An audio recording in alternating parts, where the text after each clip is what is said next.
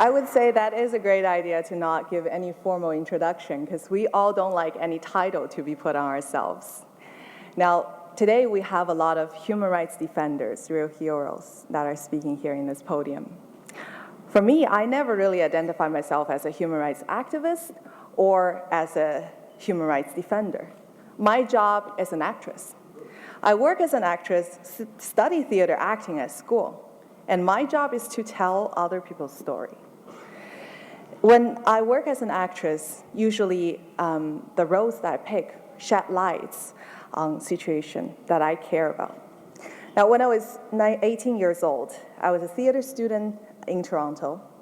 This film producer approached me, and he said that, Anastasia, I have a problem finding Chinese actors who would be willing to act in a film that depicts the problem in Sichuan earthquake in China.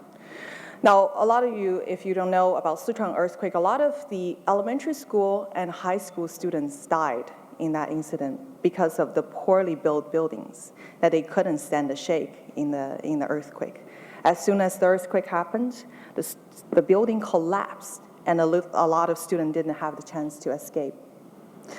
So I jumped on the opportunity because I was a theater student without any credential. After that, a lot of independent film producers approached me because it seems like they all have a problem finding actresses to act on this sensitive issue, because as a Chinese, when we do things like this, we risk not getting a visa back to China. So at one point, I thought I had the monopoly on these sensitive issue roles, human rights victim roles. Now, to prepare for my role, oftentimes I had to spend hours, days, weeks, sometimes months with the victims who have lived through these experiences, who came to the West, and because of the cultural and language barrier, they couldn't communicate what they had been through in China. So I listened to them. And as part of the job as an actress, not only do I have to listen to what they experience on a rational level, I have to also imitate the suffering that I have been through. That includes when they have been beaten by electronic baton. So electricity shock, you have to imitate the muscle movements, or what they felt when they were being raped, sexually assaulted, when their fingers have been punctured by bamboo stick, or when they're on the verge or potential of being killed for their organs. So because of these conversations with these men and women who suffer these grief experiences, I learned another side to the glorious China story. Now, I was born in China. I lived there for 13 years. When I was in China, I never really thought twice about what the government were telling us in the textbooks. I even worked as a student council leader, and one of the jobs that I had to do was to enforce ideological conformity among my classmates. That includes making them sit in a classroom, watch the central television, that is the official propaganda television in China, films that targets the government's enemy. I did that and felt quite proud of it because I was the elite. I was the top, cream of the crop of the students. Now, after I moved to Canada, did I then realize the extent of my indoctrination and how wrong it was. My mother, she tried to open my eyes to the stories in the West, the values in the West. So she gave me a little booklet that tells about this vilified group in China on the Chinese media called Falun Gong. I read about it, I was completely shocked because this group in China had been depicted as a cult that kills themselves, that would burn themselves in front of Tiananmen Square and kill babies. But what I found out is that this is a yoga practice that was reminiscent of Buddhist and Taoist teaching that teaches truthfulness, compassion, and tolerance. So instead of falling into silence, I continue to do my research and continue to go out to the street to talk to these victims who have lived through this kind of persecution in China. That includes Tibetans, Uyghurs, and Falun Gong practitioners. What really moved me is that although they have been through these kind of atrocities, torture, and constantly would face the threat of arbitrary detention and have their family members been put out of job, kids taken out of school, they decided to stay true to their conscience. They still view the world with the most positive light that I can imagine.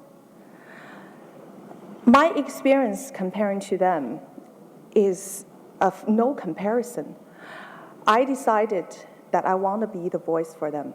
So I thought to myself, what would be a better platform than to enter a beauty contest like Miss World, which is having their motto as beauty with purpose. That is their motto. In 2013, when I first joined Miss World competition, they had the swimsuit competition, and I withdrew from it completely, so I only got second runner-up. And when 2015 came and they dropped their swimsuit competition entirely, I got the crown. At first, my father in China is really proud of me. It's almost like a validation that his support for his daughter has paid off. After a few days, I received a text message from my father saying that if I continue this human rights advocacy and speaking up for these victims who I don't even know, my family would be turned upside down, like in the Cultural Revolution. Cultural Revolution is almost like a greatest threat that could be made to my father's generation. His generation grew up in the middle of this atrocity. Families turned against each other. Friends, just members of society being picked out and publicly humiliated and persecuted because they dared to speak their own mind. For my father, I was dooming my family. It was something that he couldn't understand at all, and I don't blame him, because if I were in China and never was exposed to Canadian value, to what was happening in the West, I would do the same thing. I would blame whoever is inviting this kind of persecution on top of my family for absolutely no reason. I reflected for a week and spent a week in my room crying on my bed. I didn't really dare to speak to anybody about it, but after contemplation, I realized that fear helps no one. Silence would feed terror. And if I don't speak up about this issue, no one would. No one will protect my father for me. So I went to the Washington Post and wrote about my story, and also later on, the American Congress invited me to testify about the persecution of minorities. As Miss World Canada, of course, I have the privilege to enter the Miss World contest. And last year's Miss World was held in China. When all the other contestants got their invitation letter, my invitation letter never came. So I decided, okay, I should just go to China to take my rightful place in the competition, because as a Canadian citizen, among 21 other nations, I have the right to get a landing visa upon arrival in China, in Sanya. So I went there, and as soon as I was landed in Hong Kong, I discovered that I was being declared persona non grata by the Chinese government. Of course, being in Geneva, a lot of you probably heard the word persona non grata. For me, it was a complete new term. I think it's Latin. I looked it up on Wikipedia, and it says the highest level of diplomatic punishment. And I also find out that Brad Pitt, Richard Gere, Harrison Ford, these almost half of Hollywood's most handsome men was also on the list of persona non grata in China. So I am among good company. I wear it like a badge of honor now. Why did Chinese government do this? I also question myself, why do you think that they would go to such an extent of blocking a beauty queen and risk this entire PR disaster to silence me, to enter me from entering China? Now, only later I discovered that they want to use me as an example to show the world, to show the journalists, the academics, the beauty queens, the actors, the athletes who wants to talk about the sensitive issue, who wants to talk about these issues that no one wants to talk about. who dare to risk their career to speak up for the truth. They want to show these people that if you're going to do that, this is what you're going to get. You're going to lose access to China entirely, like Anastasia Lin. Also, they are not afraid of me. They are afraid of the Chinese people themselves. People like my father, who have been stifled of their freedom and voice, who have their dignity stripped away again and again, until today that they don't realize that they have the freedom to think for themselves. They want to show the Chinese people, and they are afraid of a Chinese girl who comes from China, embrace the Western value, and goes back to China to encourage the Chinese people that hope is way more powerful than fear. We can conquer the fear that's inside of us. Courage does not mean the absence of being afraid. I am still afraid today.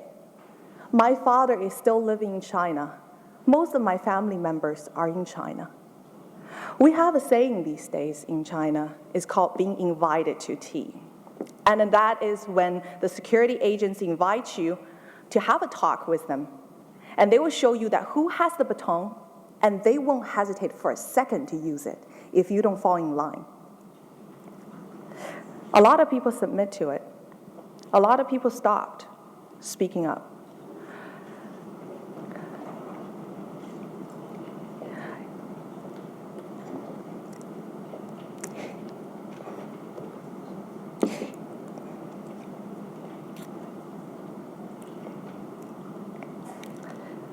I never look at myself like a human rights defender.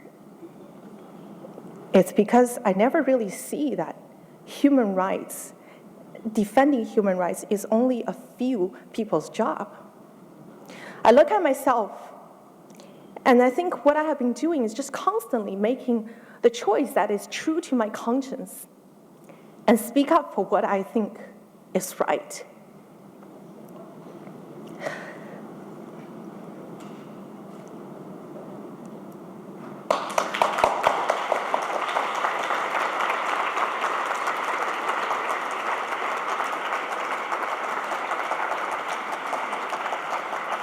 Unfortunately, in most of the cases, I'm not talking about myself in this case, it's the few principled people that dare to speak their mind that suffer the most. It's the human rights defenders, the human rights lawyers, who under tremendous threat in China to their family, to their friends, still decide to defy the system from within.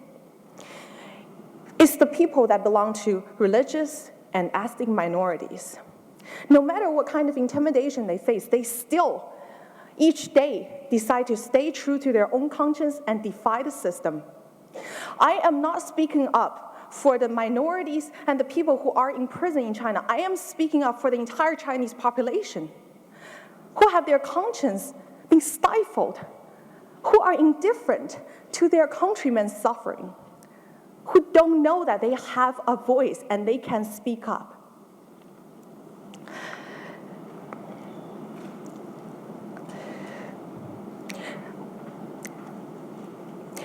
It's a great honor to be here in Geneva, where United Nations is located. I think that as Western democracy, sometimes we have to ask ourselves seriously whether we have been complicit. It's not like the Chinese people, they themselves didn't ever try to make their plight being aware of in the world.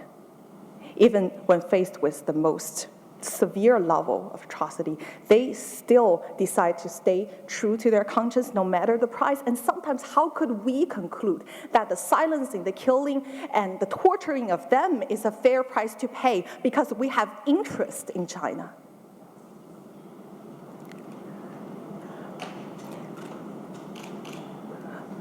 What is China doing on the Human Rights Council in UN? I mean, it doesn't take a beauty queen to figure out that question. A lot of people believe that by engaging with China, doing more trade, we'll gradually make the Chinese Communist regime embrace our Western value, that political liberalization will follow economic prosperity. That has not happened. It has not happened in China for the past few decades. And as we wait for this hypothetical transformation to happen, countless innocent Chinese citizens, courageous Chinese citizens, continue to perish in Chinese labor camps, prisons, for exercising their most fundamental right. And perhaps it is our value, not Beijing's, that have changed as a process, as a result of our engagement. I look forward to your question later, and thank you very much for listening to my story. And I hope that taking from this experience, you will always do your part in the future to contribute to lessen these people's suffering. Thank you.